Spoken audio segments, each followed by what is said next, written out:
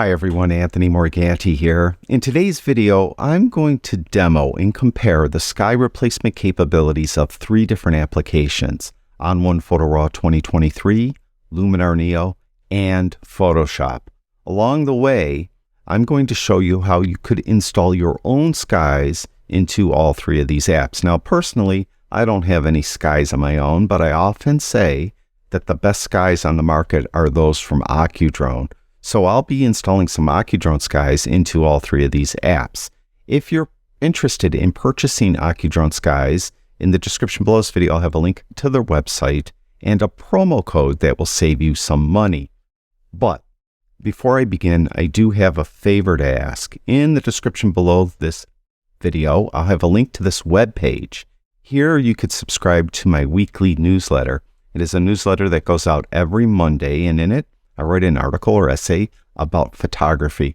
I have nearly 5,000 subscribers, and I would be honored if you would subscribe as well. So click on that link, go down here, and give me your email address, and you'll get the newsletter every Monday.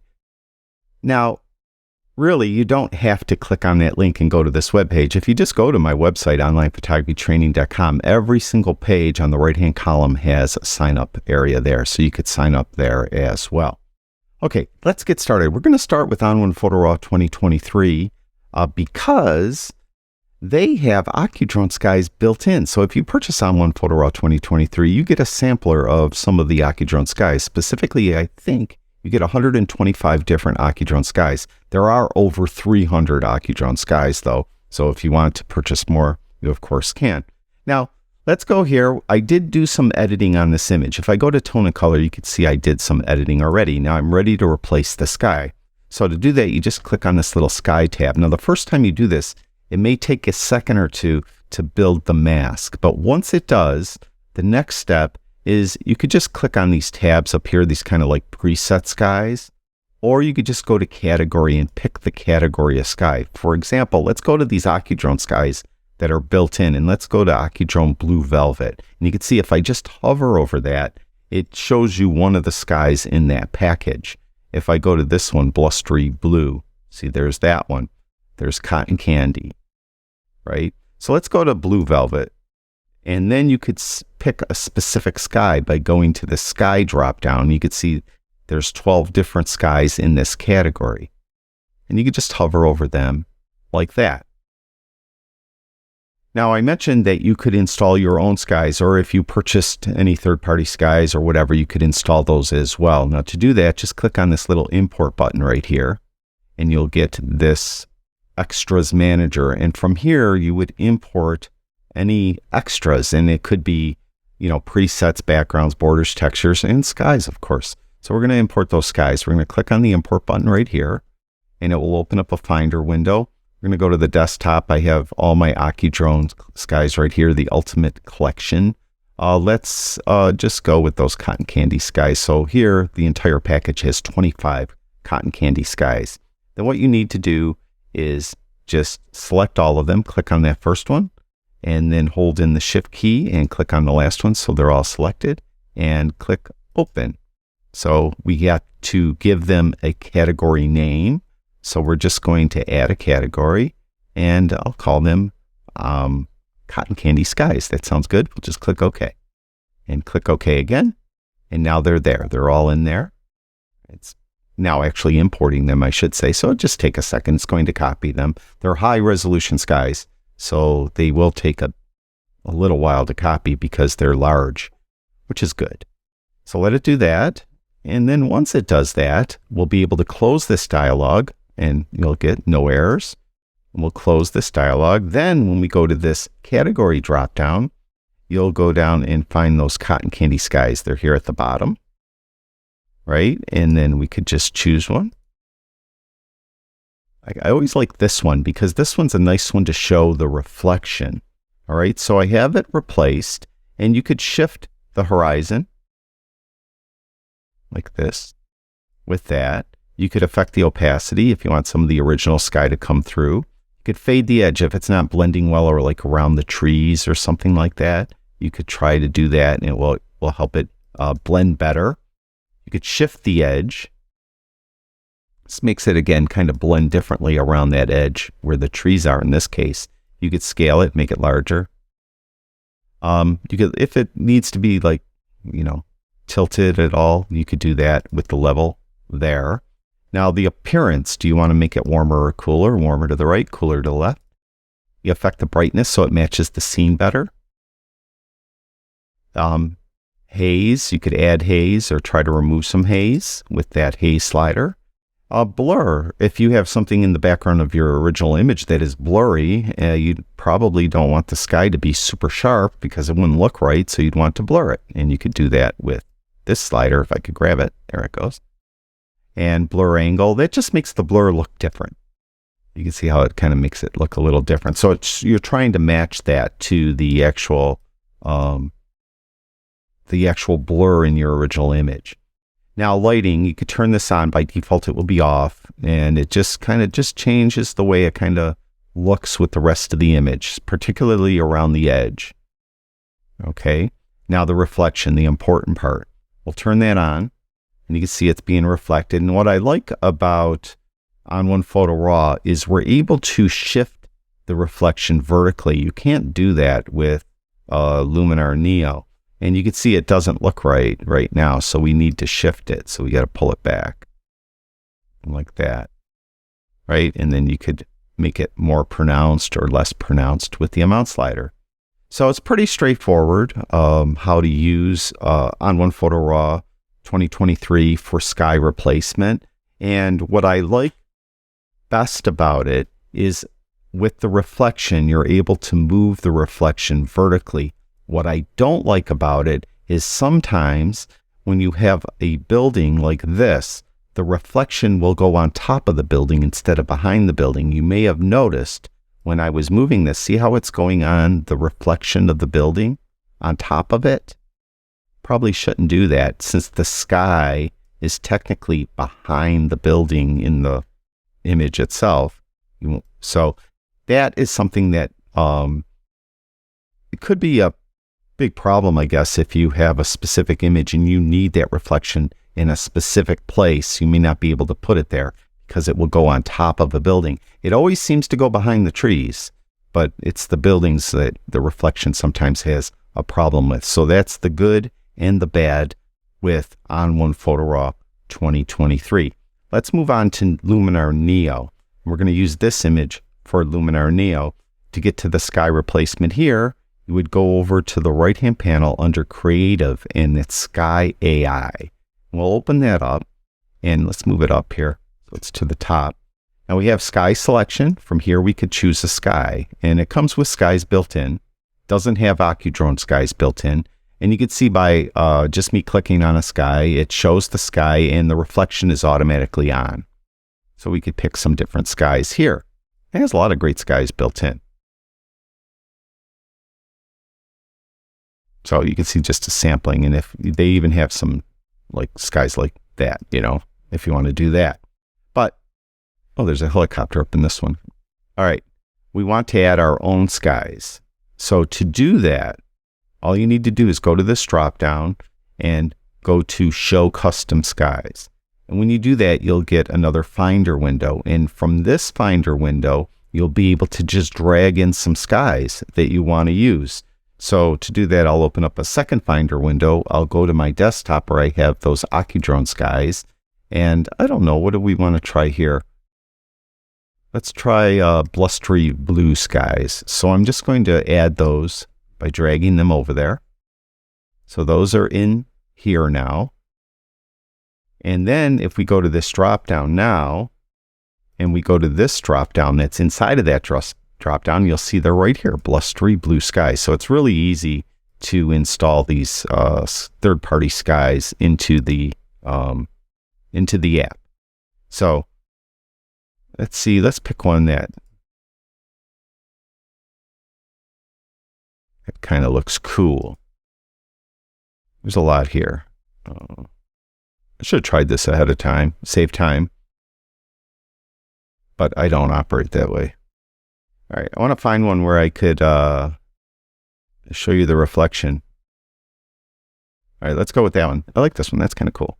All right, Now, as far as adjusting the sky itself, sky orientation, you have the horizon position. This is, of course, right on the horizon. So again, similar controls that On1 had, and you can see that the reflection is moving with it.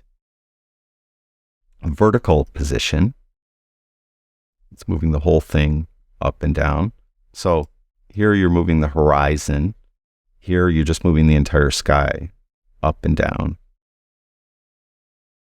The horizontal position kind of pivots it left and right.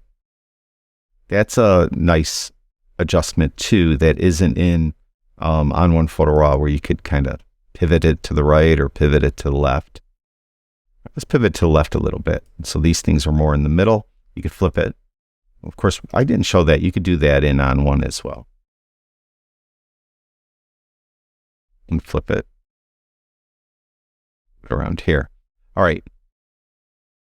See, the reflection is kind of not right. Okay. So let's go to mask refinement. This again is just trying to get it to blend better at that edge. So you move this around. You can see how these trees look right in here as I move it. Trouble with a Luminar Neo, and it was same thing with Luminar AI, kind of blurs when you move some of the sliders. Sometimes you have to wait for it to render. It kind of is hard to gauge your progress sometimes. Close gaps. So you got it, a halo around the trees there. You would move the closed gaps, fix the details. This is real fine. Bring out maybe a few more leaves here and there. So that's mask refinement, sky orientation. Screen relighting. Could just relight the strength screen. Try to get everything to match better with this. Relight saturation.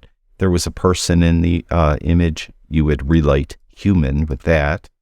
All right, here's the reflection. You have the reflection amount, and you have water blur. Okay, that's nice that you can blur it. Now with On1, I didn't show it, but if you're blurring the sky, up in the sky, the reflection blurs automatically. So you don't have to worry about that. But if your water has a bit of a chop in it, you may want the water to blur a little bit. You're not able to do that. You want the reflection to blur a little bit. You're not able to do that in On1, but you can do it here. But the big problem with Luminar Neo is you can't move the sky reflection at all. You can see it really doesn't seem like it's lining up with this sky, and that's why I chose this sky. So that could be a problem with Luminar Neo. You cannot adjust the reflection independently of the sky itself. All right, so that's the biggest drawback here. You could defocus just like you could with On1. You could add grain if you wanted to. You could add haze. There's nothing here to take away haze, unlike On1. Warmth, to the right, you make it warmer, to the left, cooler, and that affects the reflection as well.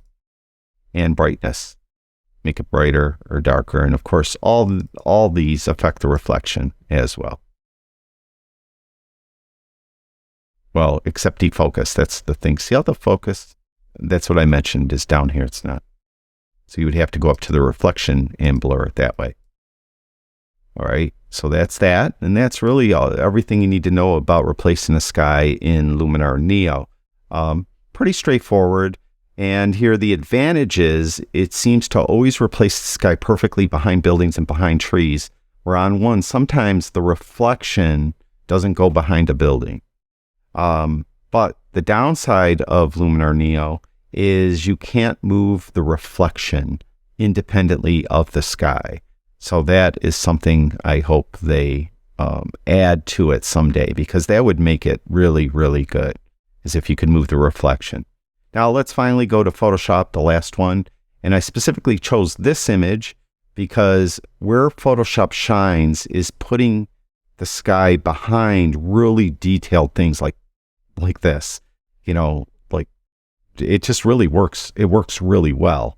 And I'll show you how. The bad thing about Photoshop, I'll say it right away, is it doesn't have the capabilities to add a reflection automatically. I mean, you could add a reflection, but it takes a lot of Photoshop work to do that, and you have to be well versed in Photoshop. I actually have videos demoing how to do it, but it is a multi-step process, unlike Luminar Neo and On1 Photo Raw, where just a click of a button and the reflection is added automatically. You can't do that with Photoshop. Now I have this image in Photoshop. You can see we just have the background layer, and we're going to replace the sky. To do that, we're going to go up to Edit. We're going to go down to Sky Replacement. And then from here, you go to this drop down right here at the top. It will automatically put in the last sky you used. And you could go there. You could see there's blue skies. You got spectacular skies. You could try different things here. These are ones that come with Photoshop. You could just try some. You can see how it does a really nice job throughout all this cabling that's on the Brooklyn Bridge. So it works really well. Now to add your own skies to Photoshop, it's kind of a multi-step process. First, you have to add a folder. So I'm going to add a folder, and I'm just going to call it Ocudrone for now because I don't know which ones I'm going to use, but we'll put OK. And then we're going to click plus. And from here, we could add our own skies. We'll go to the desktop. There's those Ocudrone skies. I have, I don't know, should we go to Majestic Blue? I didn't use those. Let's Blue Velvet. I don't think I used those yet. So let's go to Blue Velvet. We're going to open that, but then you have the individual skies. And you have to select them all. Click on the first one, hold the Shift key down, click on the last one, and click Open. And it will open all the skies up here. But they won't be in our folder that we created. We have to drag them and put them in there once it does it. And again, they are high resolution skies, and they will take a second or three to install. And it says, I couldn't import 2 of them. I'm not really sure why. I'll check into that later. But it took 23 of the 25. So we'll click on that first one, and you can see it replaced it. We'll hold the Shift key down, click on the last one so they're all selected, right? And then we're going to take them and we're going to drag them into that Ocudrone folder right there. Now they're in there. All right. And let's find a sky that we like, and then we'll show you how to adjust.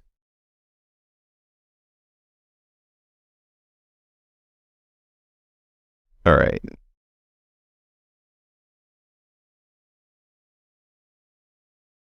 All right, let's go with that one. All right, so once you have your sky, you have similar adjustments. You could shift the edge here. It takes a second to render. You could fade the edge. Again, this is all if it's not like blending perfectly. Brightness adjustment. In this case, I want to make this one a little brighter. Temperature, you can make it warmer, make it cooler. None of these will automatically reset. So double clicking on the slider or on the name doesn't do any good. You have to kind of remember where it was. Scale, you could zoom it in.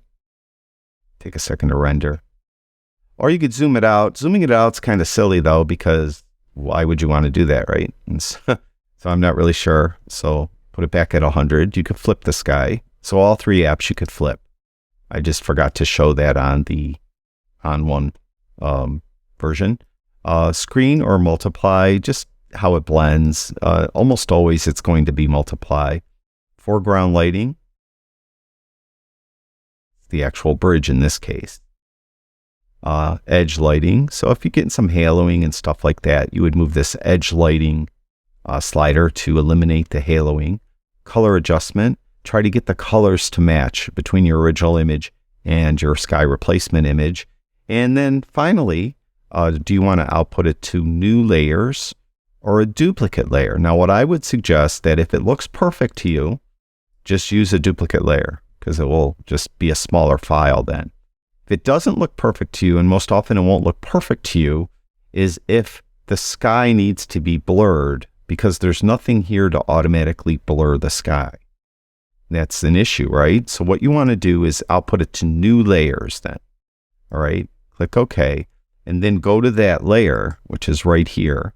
So this is the sky, and then you could do something like filter, blur, Gaussian blur, and then you could blur it with this. You can see how it's blurring it.